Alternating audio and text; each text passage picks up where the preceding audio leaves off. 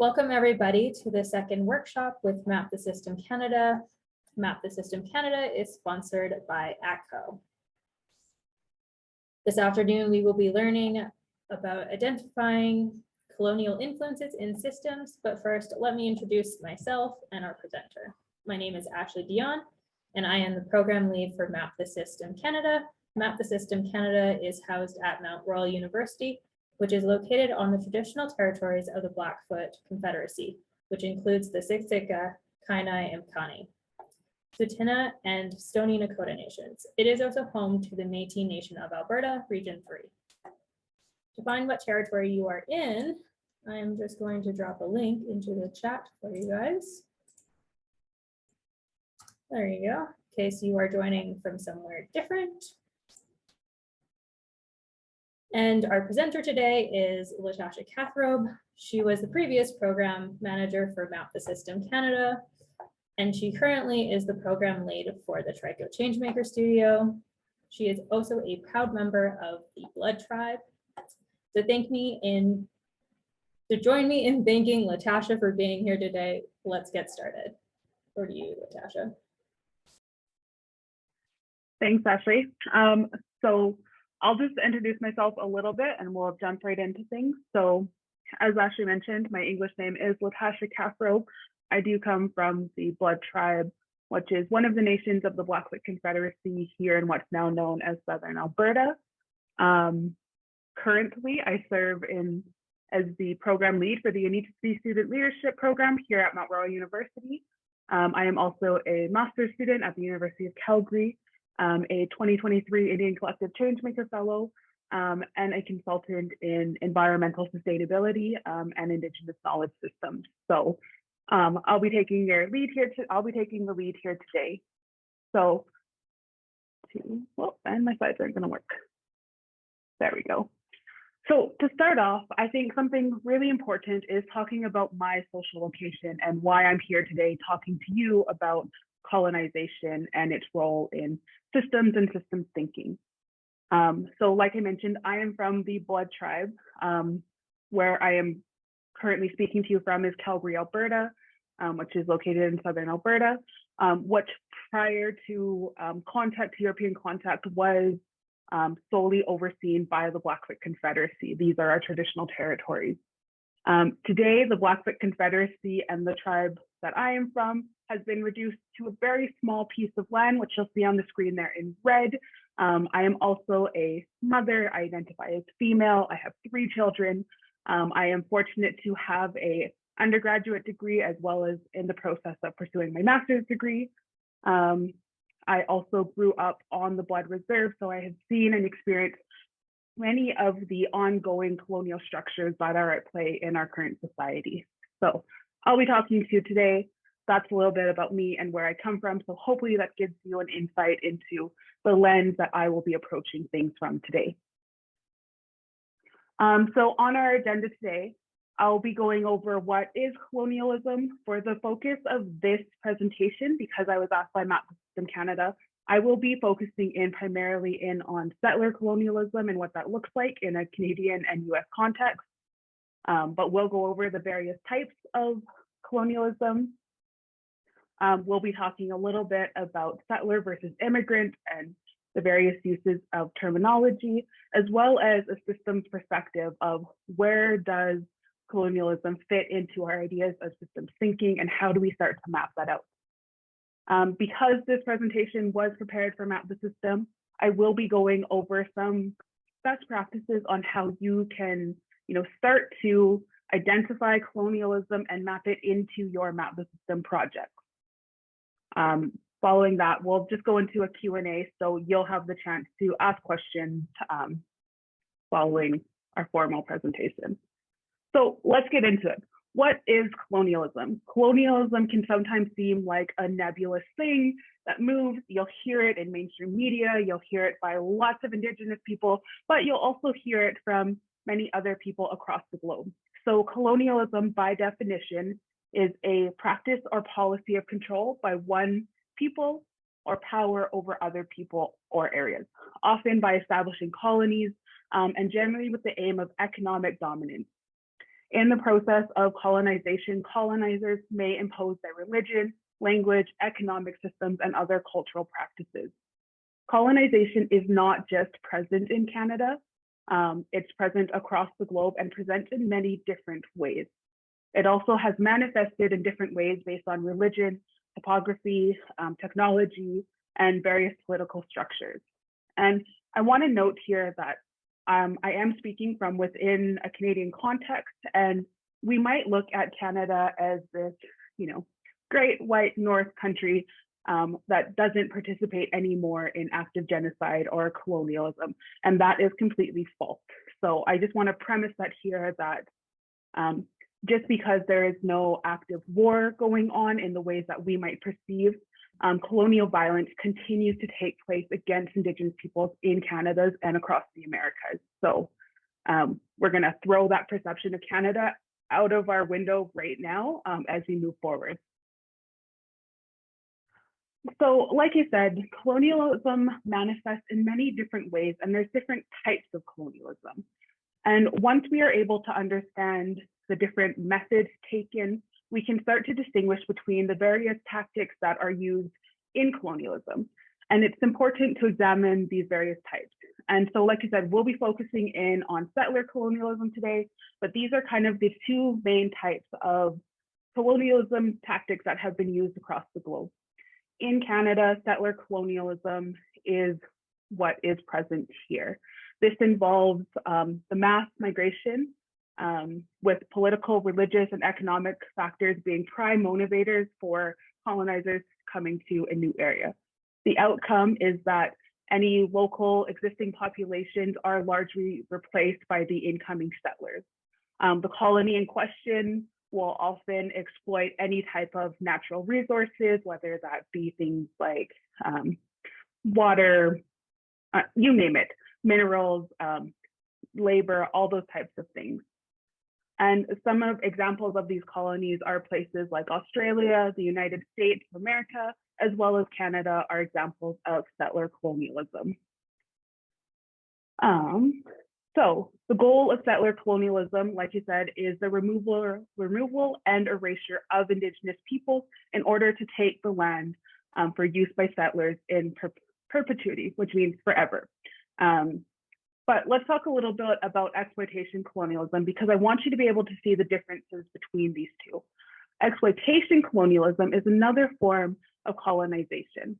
But in this example, this is where settlers or colonizers come into a land, they exploit it of its resources and report back to the host colony or host nation.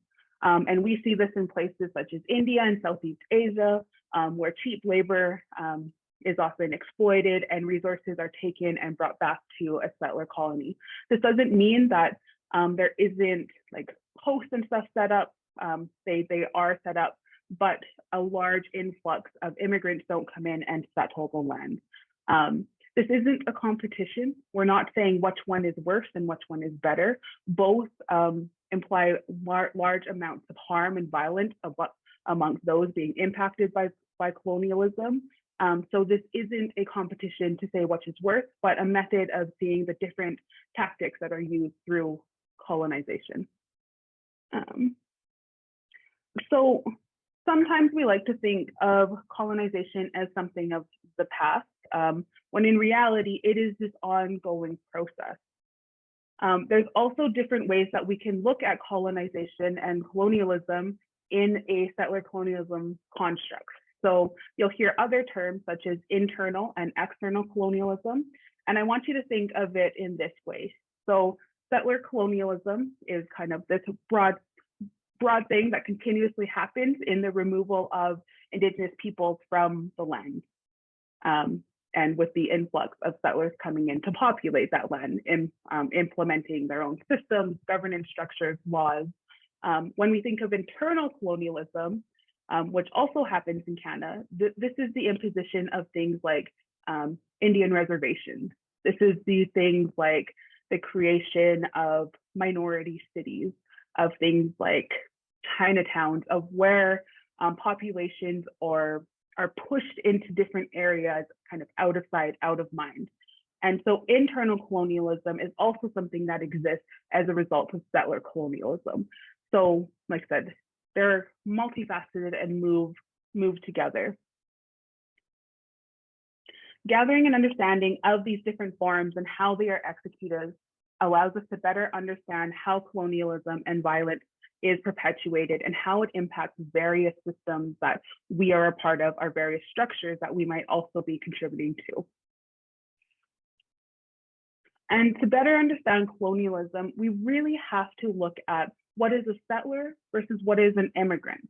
And I want to talk about this a lot because in a Canadian context, this can look many different ways depending on how and when you came to these lands and the roles and the different methods that or the different structures that you're a part of.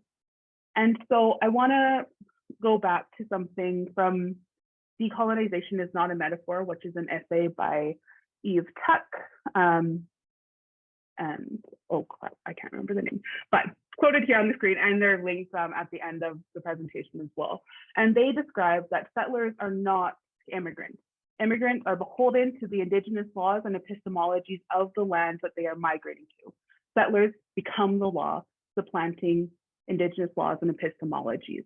So when we think about the context of Canada, when settlers and European contact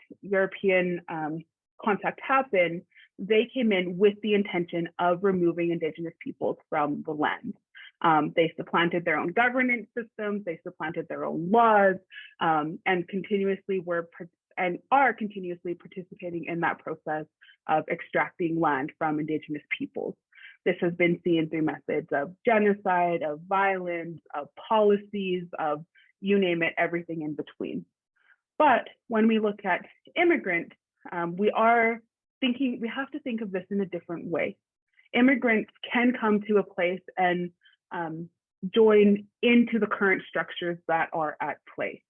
So for example, if you are somebody who recently immigrated to Canada and you are following the Canadian structures and laws, you are an immigrant. You are not enforcing your views, your laws, and your governance systems. And this can get really tricky when we start to think of how people came to this land and when they came to this land. And it's not to say that all white people are settlers, because that language also doesn't help us in understanding all of the nuances of what is a settler and what is an immigrant. And I want you to think about things like chattel slavery and how that has impacted people's migration to the Americas. Because when we think about settlers who have come and enforced their own governance systems and laws, that wasn't something that was happening for those who were forced to come here, whether that's through slavery or other forms of colonization in different lands. So it can be really nuanced, and there's a lot of really great Black and Indigenous scholars who talk about, what this looks like. And so when we think about things like the African dysphoria and how that displacement took place, those who came through those methods of forced slavery aren't necessarily settlers, they're immigrants, and how that takes place, there's a lot of different things happening. So we have to be careful of terminology. And when we're thinking about these large political structures and where colonization creeps in and is still active, we have to be taking these mindsets of what do we mean when we say settler and what do we mean when we say immigrant, because that will really impact how we view and how we engage in what's in front of us. So let's talk about a systems perspective. Colonization, think of colonization as a structure and not a static event. We can pull out different events, such as different genocidal events, such as mass killings, residential schools, which are no longer active in Canada, but the impacts and effects of those continue on. And so we have to think of colonialism as this long-standing structure rather than isolated events. Settler colonialism, like I said, is an ongoing structure of power that systemically erases Indigenous peoples from their land. Again, with that goal and intent always being of taking the land from Indigenous peoples for the inhabitants of settlers to come in and dominate those lands and resources. So the ultimate goal, if that is the settler colonial project, that means that when Indigenous people are completely eradicated from the land, then it would be in a past tense colonization versus a kind of the structural place. We can get really theoretical about this. I'm going to say kind of pretty top level here, but some really great resources to go into is looking at the work of Patrick Wolf, who really did start to flush this out for everybody. And looking at settler colonialism as an ongoing structure of power allows us to take a step back and look and understand the relationship between removal, mass killings, and the biocultural assimilation tactics that have all taken place in these lands. In other words, the logic of elimination of Indigenous people or natives is about the elimination of Native people as natives. And so we see this through assimilation policies, we see this through all different types of ways.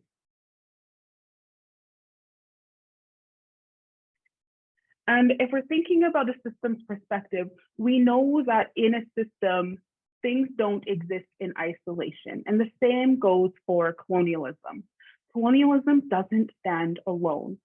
It relies and it connects with other things, other mindsets, other methods within a system to keep going and to keep moving. And when we're looking at different challenges, this kind of framework that's on the screen here, so this is called the tree of oppression. And this is something that is used by many people of color and marginalized groups to explain and decipher kind of the underlying root causes of what they are experiencing. So it's similar to an iceberg model, but this is something that works when mapping out oppression and what's really laying at the root. So when we look at something, the example that's on the screen here is in relation to missing and murdered Indigenous women. We know that that actually exists at the very top of the tree here, and that when we start to look deeper, these are actually the symptoms of what's happening underneath. And you can see even in this example here, colonialism is paired with capitalism, patriarchy, and white supremacy. But this might look different if you're looking at something related to the environment. This might look different if you're looking at something related to children's services. This might even look different if you're looking at something not related to an Indigenous specific context. But we can see how, if you're looking at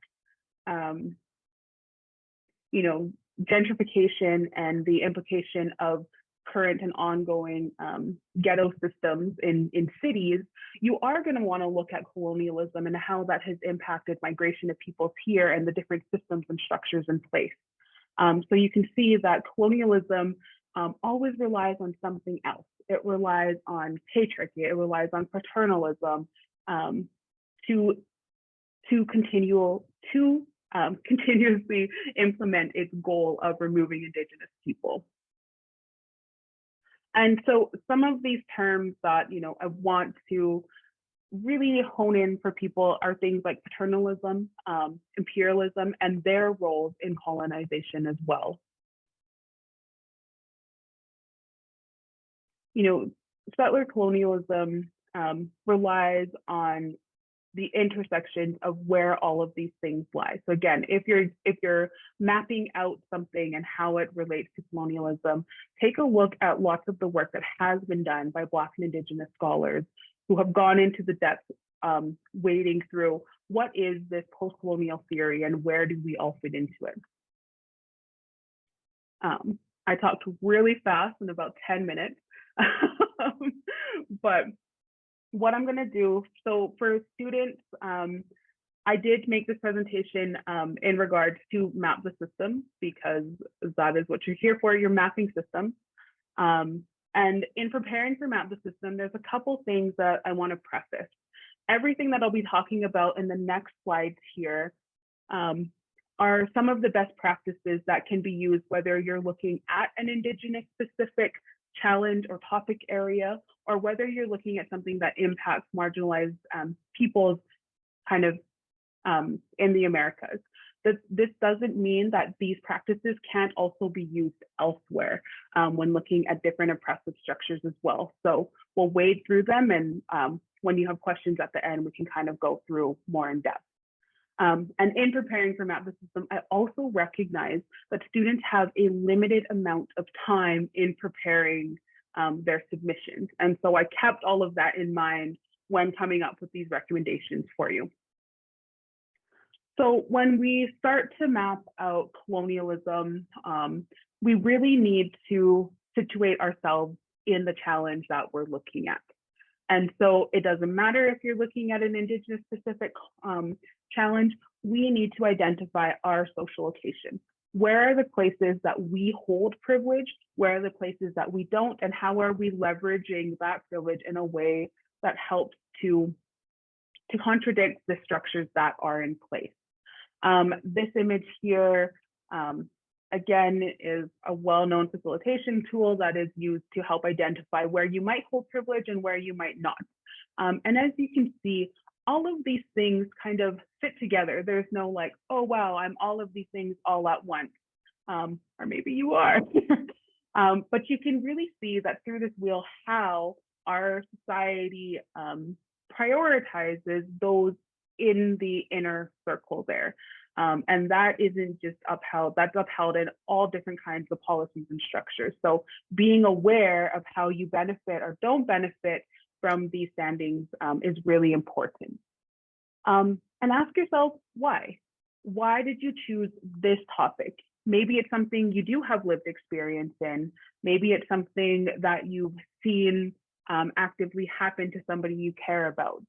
But asking yourself why you chose to participate in this specific particular topic area is really important. And when asking why, we also want to look at, does the research that you're participating in advance or harm the community that is most impacted by that challenge? And this is a method used by lots of Indigenous scholars today, and by, again, best practice and ethics in, how are we not perpetuating further harm and violence against Indigenous and marginalized peoples in the way that we conduct research. So, really sitting with these questions for a while and asking yourself why is a really great place to start. I want to talk a little bit about Indigenous history. Contrary to popular belief, Indigenous people existed pre-contact. When European contact happened, they did not just find an empty wasteland for their taking. There is actually really diverse nations, systems, structures in place. And Indigenous people continue to have and had and continue to have lots of these different structures and systems in place that derive from their own understanding of the world, their own epistemologies, and their own world views. And so when you're thinking about a challenge, whether it's situated anywhere in the Americas or in different places that we talked about that are impacted by colonialism, think about the issue and how long-standing is it? Is this something that happened at contact and started there? Is this something that existed pre-contact in the lands that you're examining? Or is this something that happened post-contact and maybe it's a really recent phenomenon within the past 50 years? Chances are it's a long-standing thing and we can start to look at what's back. But when I talk about Indigenous history, I really want to preface here that Indigenous history, when we talk about it, is the history of Indigenous peoples, pre-contact and post-contact, but it's their history from their worldviews and their own methods of storytelling and practices. And so acknowledging and participating in Indigenous history is really important. Because truth telling from your own voice, our own community is really, is not only empowering, but it helps to combat some of the misconceptions that we might have about the lands that we currently reside on here in Canada. And Indigenous histories, like I said, there are so many examples of different societal structures in place that our society would see, as primitive or not being able to work, but they did work for thousands of years. since time immemorial, as you'll hear many Indigenous people say, that allowed Indigenous people to live here and coexist in various systems and various ways. We also, like I said, when you dive into these Indigenous histories from the voices of Indigenous people, it really does help to combat a lot of those harsh narratives that exist. And you can start to see, get glimpses and insights into what the land looked like in its full prime or in prosperity under the stewardship prior to contact. A really important method used when we're thinking about the impacts of colonization and how we don't want to participate in the further violence that has been inflicted is to root in people and place. And I put here to avoid pan-indigenizing. And so going back to my last slide, there are hundreds of different Indigenous nations that exist in what is now known as Canada and the United States. Across the globe, there are also many different Indigenous peoples who assert sovereignty in many different ways, who have different ways of identifying nationhood, membership, have different systems and structures in place. And so we can't take the approach of being like, all Indigenous people experience this, when we know that through different forms of colonialism, there's actually a huge range of experiences. And through the various worldviews and languages of each nation, how they interpret those experiences and the harms that it does to them culturally, spiritually, economically, will be different. And so we want to be really specific in who we're talking about or the lands that we're talking about. Canada also has a very large landscape, which means topography is really important when we look at the various landscapes and how that might influence and how that impacts where colonialism has or hasn't come into. And a really good example of this, rooting in people in place is, maybe you're really interested in treaties, and treaties is something that comes up in your research. Whereas, I am Blackfoot, we engaged in numerous different treaties, both in Canada and the United States. In Canada, we are part of the Blackfoot Treaty, which is also known as Treaty Number 7. However, in British Columbia, there are no numbered treaties. And so even though we are really close to where I'm situated, is pretty close to the BC border, how that's experienced by Indigenous communities and nations there will be vastly different than here because of the premise of treaties. So context is key. Getting that information and trying to decipher what it means is really important. Like I said, all Indigenous people are not the same. There might be similarities in their experiences, but we really do need to take that approach of looking past our biases, looking past the pictures that mainstream society and media has painted for us, and looking at all of the different structures that Indigenous peoples had and continue to have in place.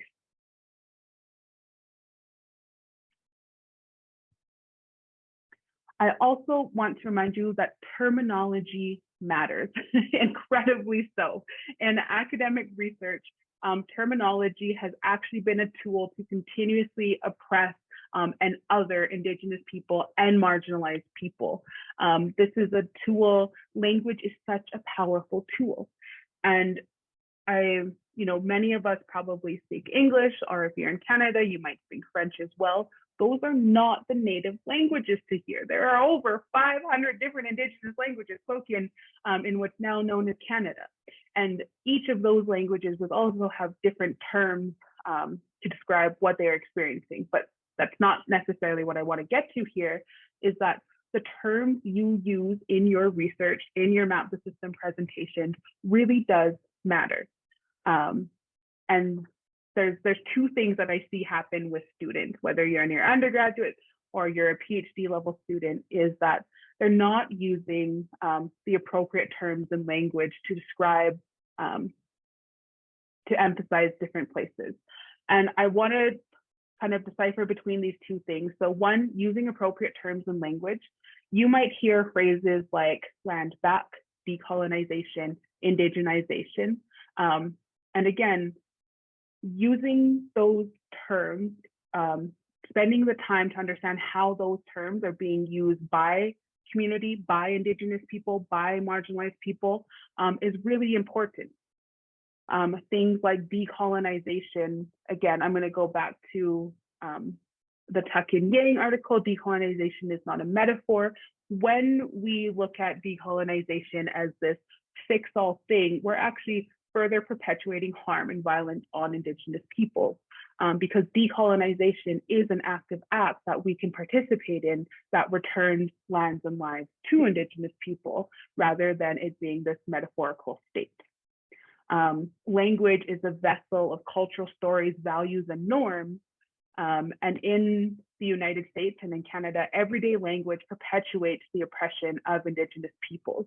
And so making sure that we are being really aware of the terms that we are using, whether we're taking those from communities and their community-based terms, spending time and understanding what they mean and how they're being used and using them accordingly is really important. This is one way that we can participate in truth-telling by questioning the origins and impacts of the words that you are using. I also want to emphasize is don't sugarcoat your language.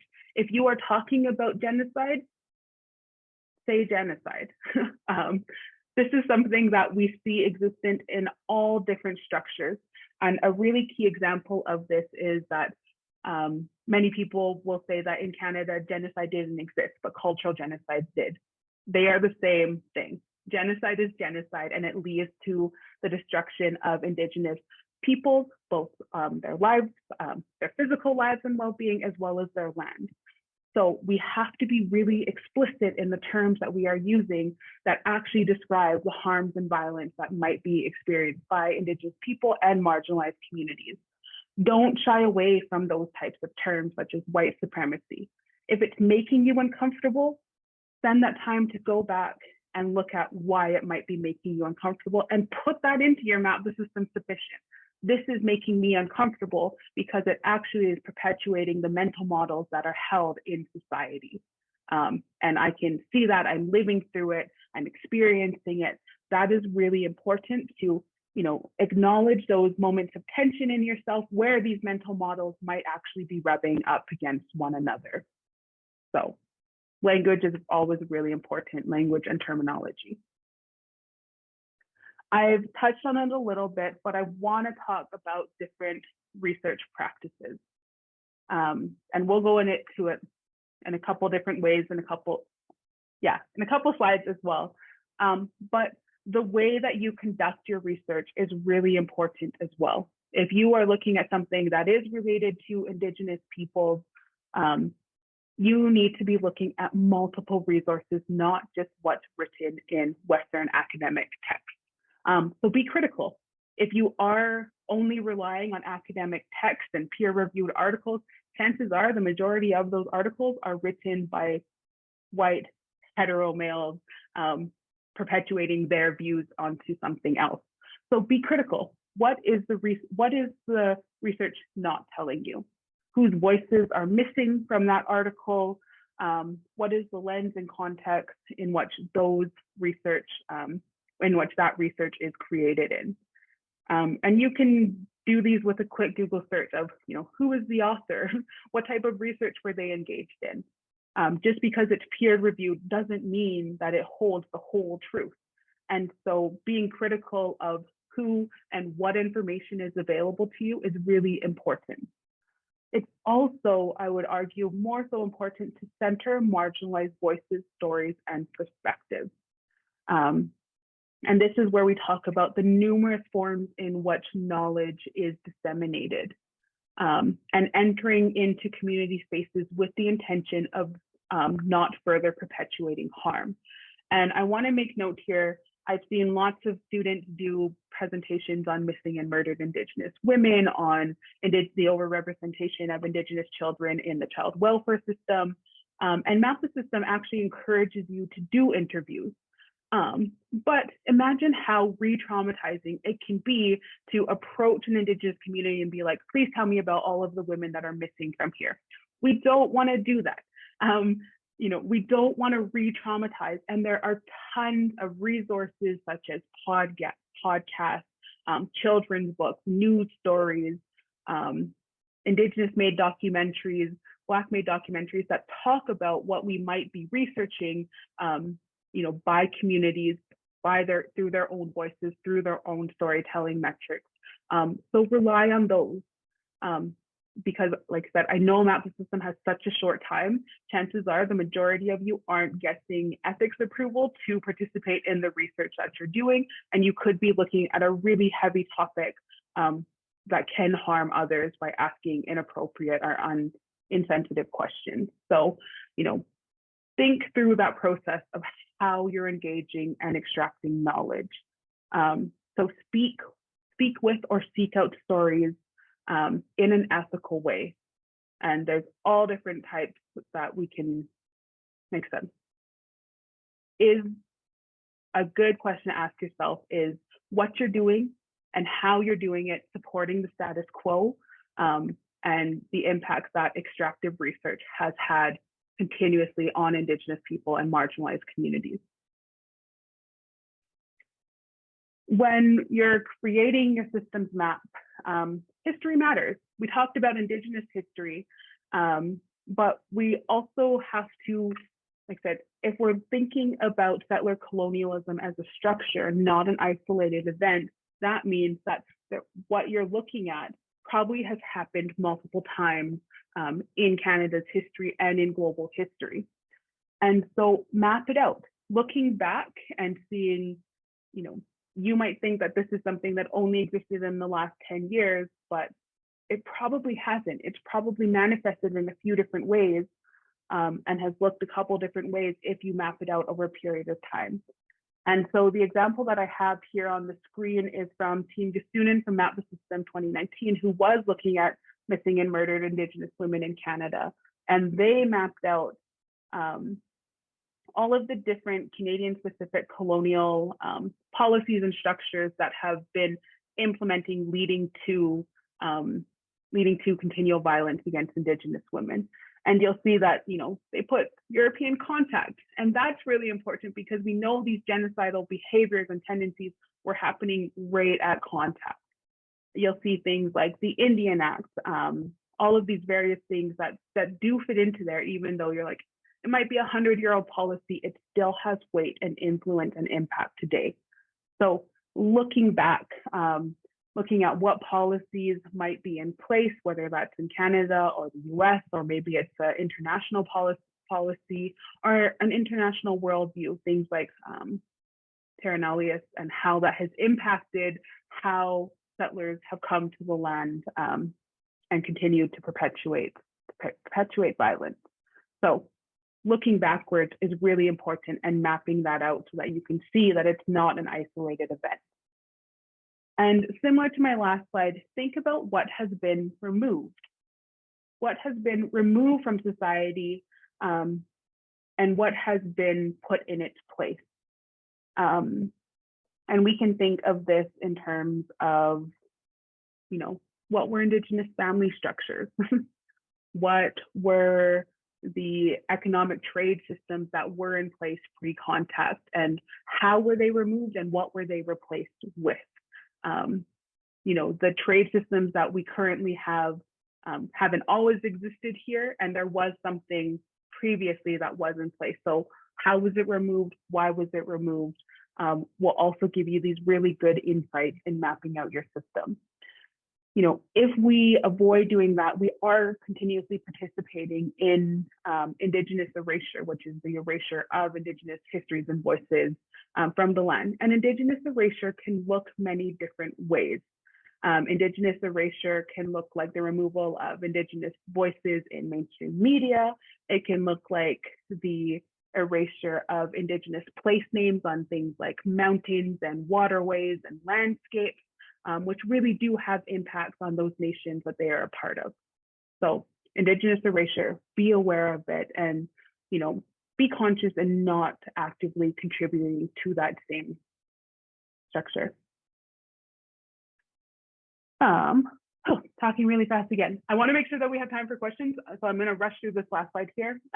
So when we're looking at mapping out our systems, when we're thinking about our leverage points, our gaps in the system, we have to be really aware of the actions that Indigenous and marginalized peoples are taking against colonization.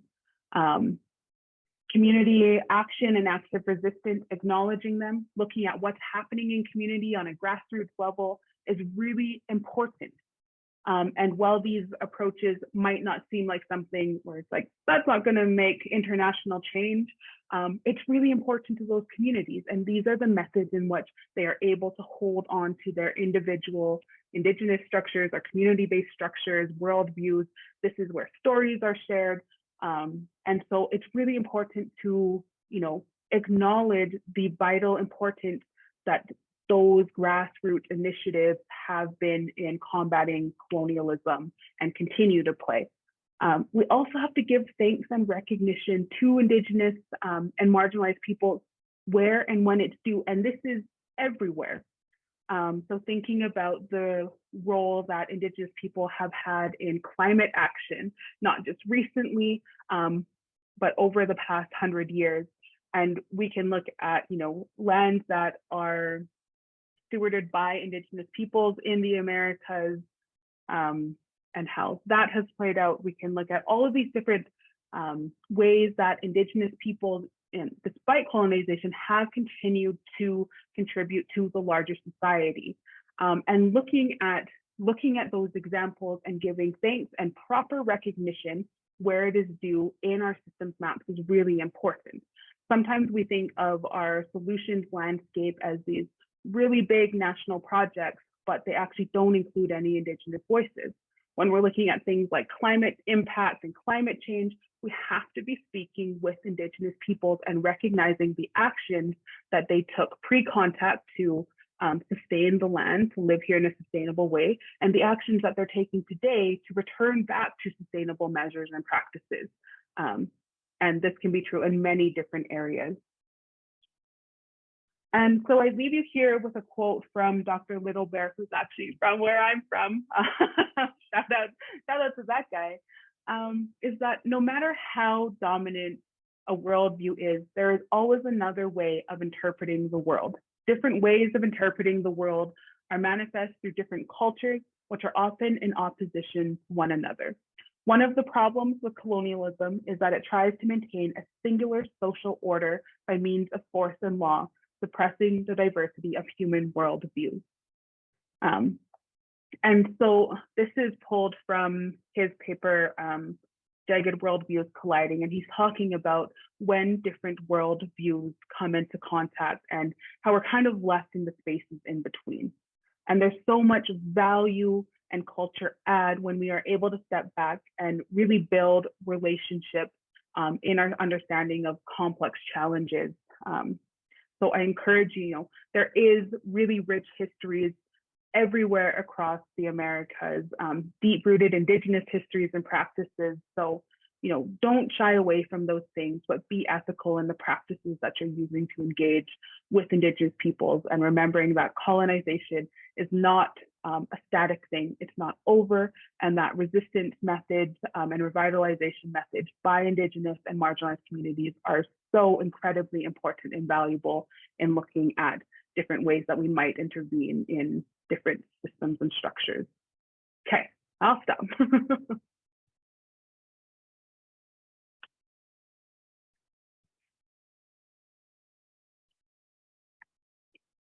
So if you had any questions, I'd be happy to take them now. Actually, I can't see the chat.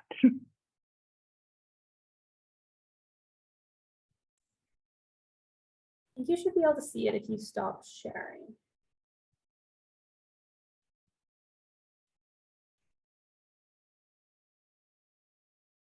Can't do that either.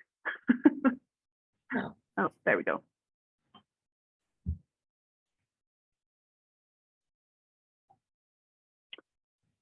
Yes, I see there's a hand there.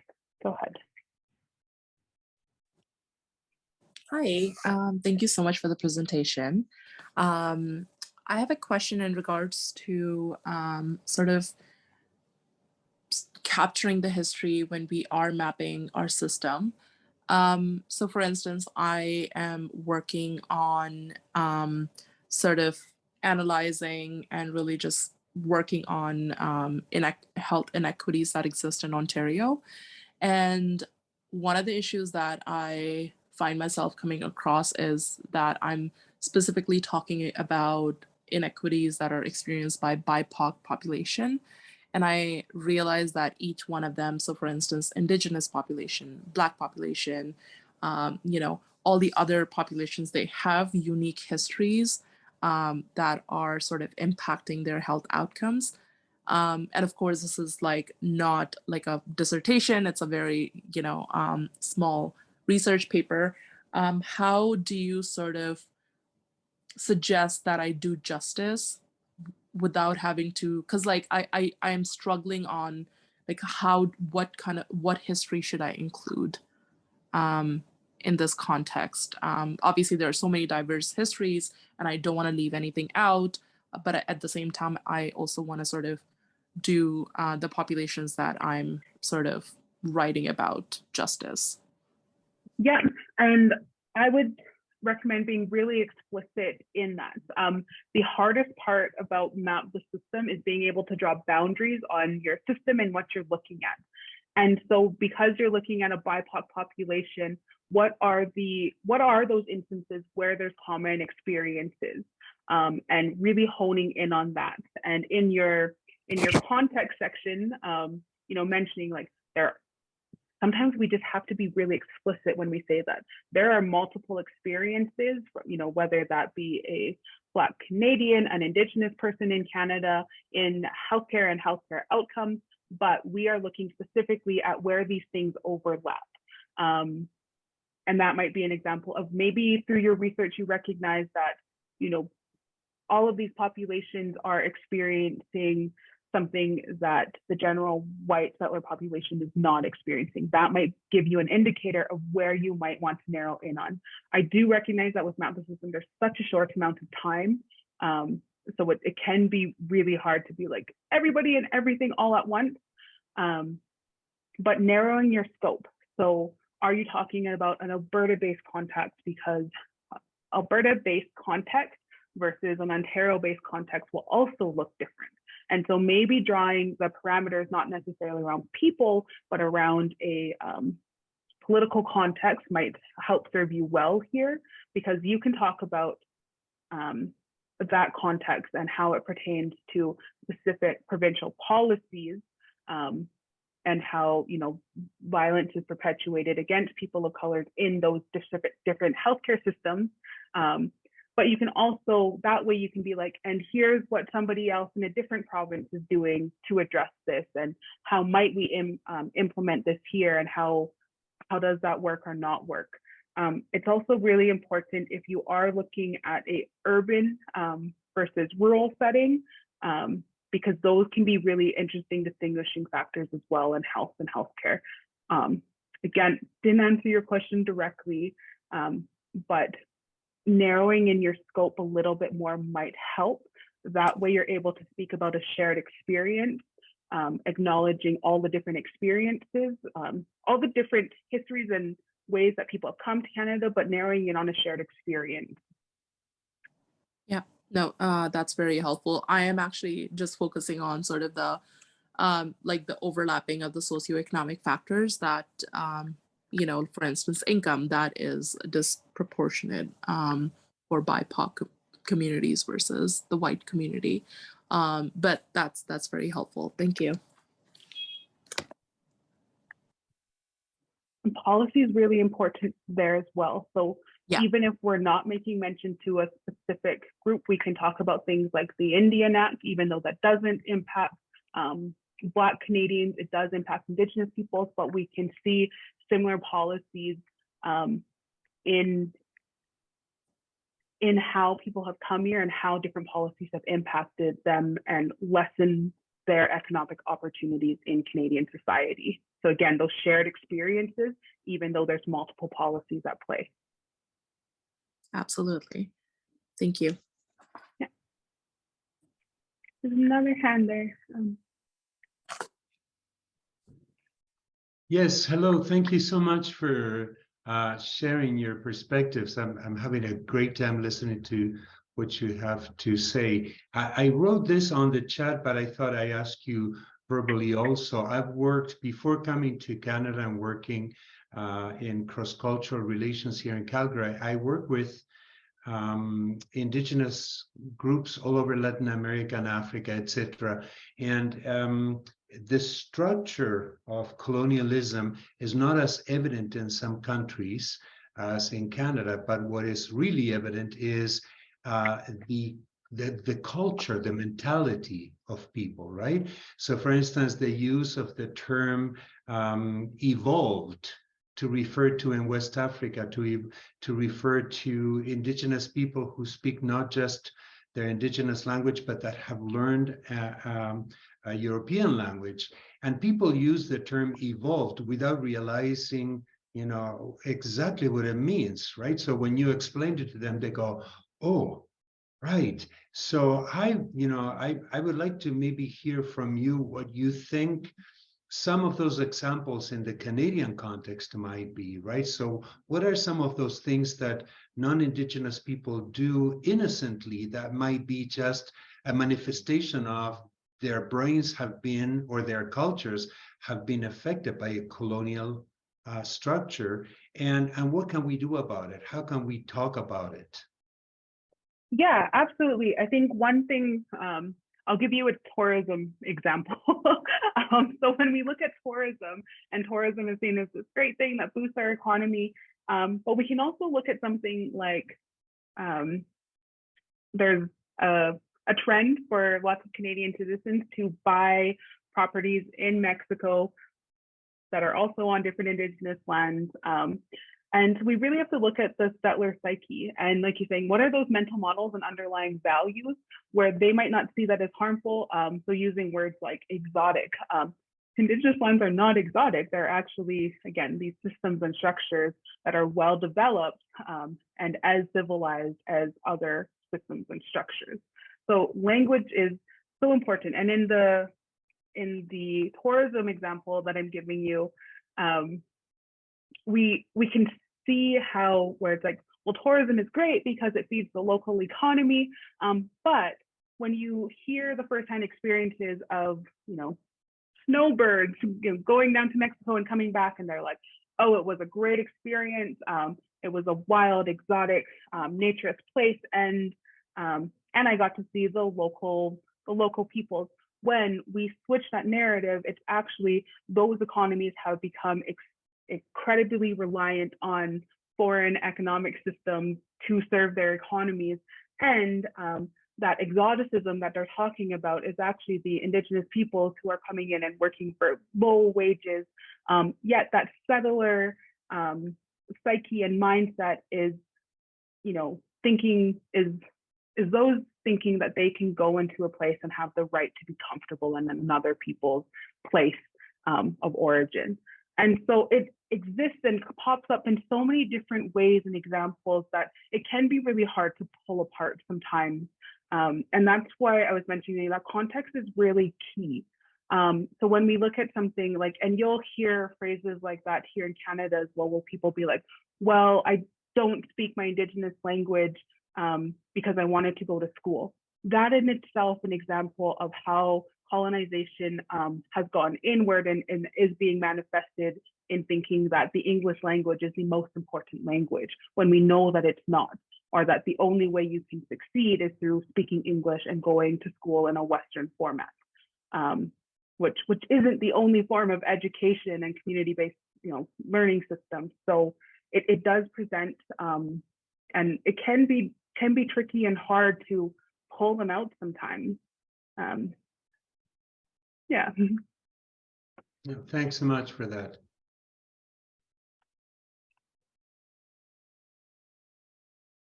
We've probably got time for one more question if there is one.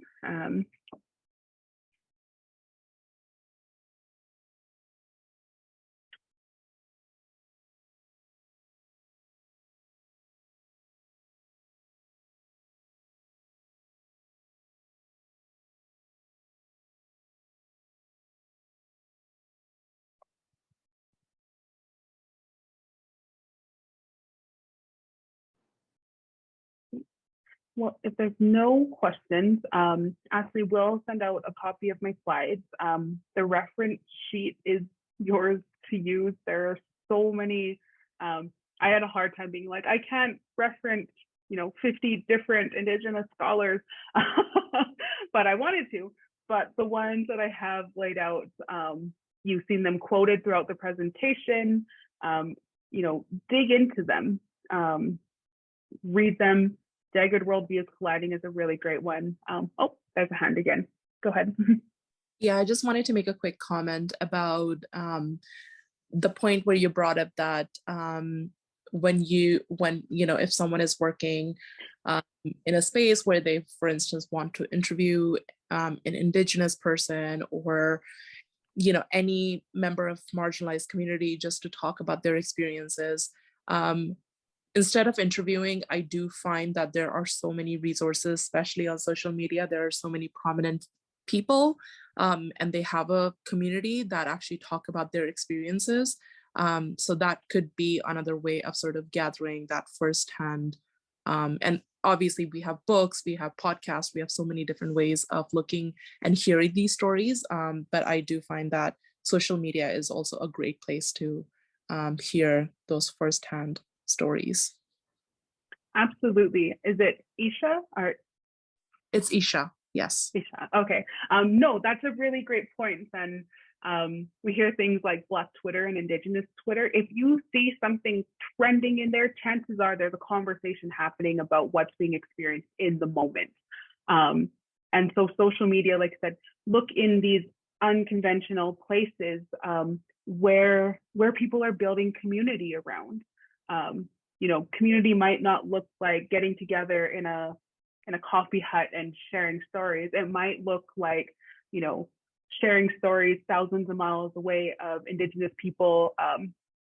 Myself talking to somebody in New Mexico, talking about our shared experiences of limited access to water. And so social media is a really so powerful tool to be able to, see firsthand of what are some of the active conversations. And usually through that, there is a lot of community resource sharing of like, oh, I listened to this, or I went to this. And those are really good opportunities to, again, get those stories in a way that isn't harming people. And even if you're doing interviews, think about going one step back. Instead of interviewing somebody who is currently, in a women's shelter, interview somebody who's currently working at the women's shelter. They're in a professional position who might be willing to speak with you. Think about the practices and approaches that might exist in your own culture.